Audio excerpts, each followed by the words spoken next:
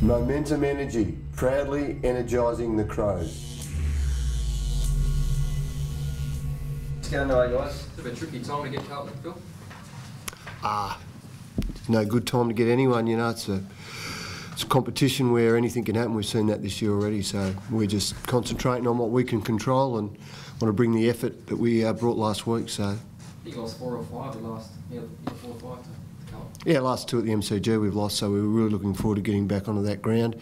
Our only game at the MCG, a lot of our fans come over for this game, so we're looking forward to putting on a good performance for them. A couple of big inclusions this week. Good to get them back, Smith and Rory Sloan. Yeah, you always rather have those 2 guys in your team than not, so we're looking forward to them helping us. You talk about players playing roles and all that, but to have that pure class back in the side, do you expect that to make a massive improvement straight away? The names look good, but you know they've got to play their role. Simple as that. So we'll see Saturday afternoon. It's weighted numbers. We're gonna need a number of guys to play their roles and do their jobs. And unless we get that, doesn't matter what the names say in your team, you won't get the job done. Phil, Brad Crouch, obviously back. Are you anticipating? I think you generally have a rule 2 games in the SANFL. Is that what you're sort of anticipating? Yeah. So I basically do have that rule. So he'll get 1 game, and then. Next week is interesting because we then play on a Thursday night. So it falls in a 4-day CBA for the players as well, where they're away from the club. So we've got a few things we need to manage to see whether or not they'll be ready. We'll just watch them on Sunday though and see how that goes, and we'll spend a fair bit of time talking about that prior to the Hawthorn game. That's the same with Douglas, obviously. Douglas is slightly different because Douglas he has played some footy this year. Douglas only been out since the showdown. Brad Crouch hasn't played this year. So they're different cases, but they're key players. So we'll be very careful with our consideration because we don't want them to get injured again. So this week, whether you would play them, got a bye coming up, got a week off, we need to be well planned, and that's what we're about at this footy club, with our conditioning staff and our coaching staff being aligned and our medical staff. Phil, I think Ricky Henderson's been out for a few weeks now, obviously for back stiffness. Is that the extent of it, or is it something a bit more serious? No, that's all it is. You had a sore back, Tom. They can play up on you. We had him in the team last week. Then he was no good. So we declared it early. This week he just hasn't come up. We've got a week off as well, like I just spoke about. We want to get him right. They're tricky injuries too, aren't they, backs? They can become pretty chronic if you go long. Like I said, you had a back injury, Tom? Yeah, they can be tricky. How have you handled Douglas? It's a tendon in his foot, isn't it? I mean, has he just allowed it to get better, or has he looked at trying to snap it or anything like that? Or no, he's just been in a boot. So he's trained really well, looks fine, ready to go. Our medical staff think there'll be no issues. So no, he didn't do the Robert Harvey or anything like that. Just back on Carlton, Phil, are they harder to read under a new coach than would have been under Morehouse? Yeah, good question, Steve. I obviously watched them closely last week. It's a little bit difficult because the game was at the SCG, so you're trying to pick up maybe something that they did a little bit differently, but that ground has some nuances about it that makes it difficult. Probably early to say. I thought their effort was really good. We're expecting a really fierce contest, so we'll be well prepared, but you're correct, there's an element of unknown, maybe that John Barker, he's had a week with them this week, whereas last week he probably only had 1 training session. So we could expect the unexpected. Makes me slightly nervous. What do you expect from Cruiser? He obviously had that 1 game in the VFL.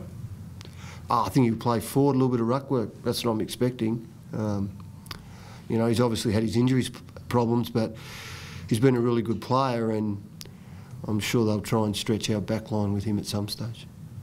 And obviously important for you to go into that bye with a bit of winning momentum. Yeah, you know, we want to win, Tom. It's a performance industry. We haven't performed for 2 weeks, so I expect to see a reaction from our players this week.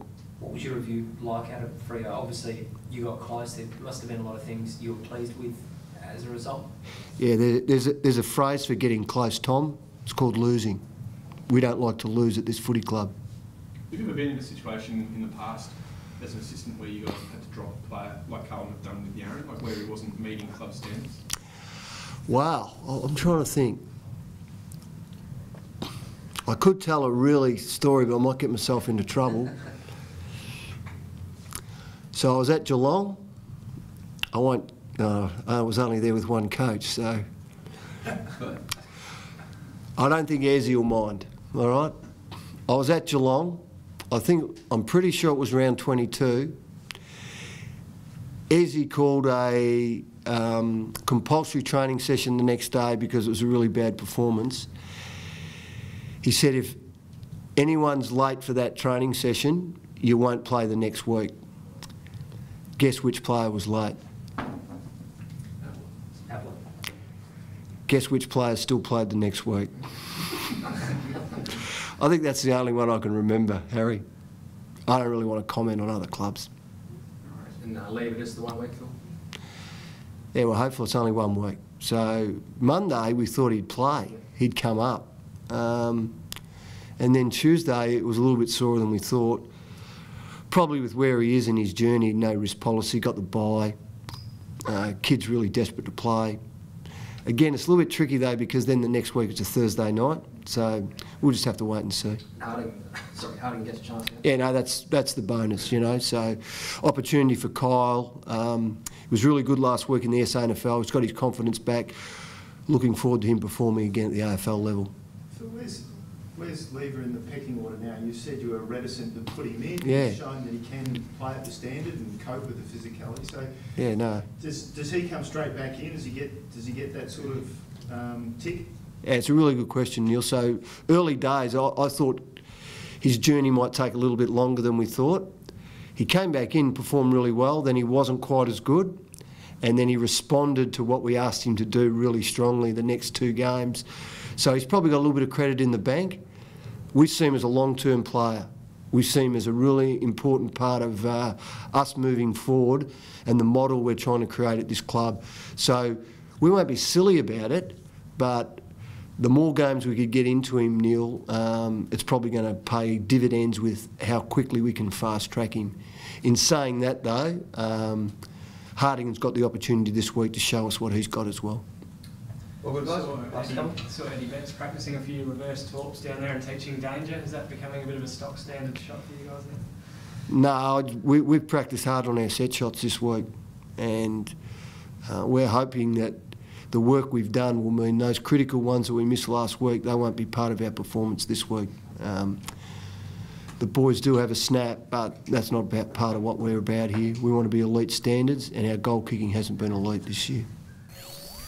Momentum Energy, proudly energising the Crows.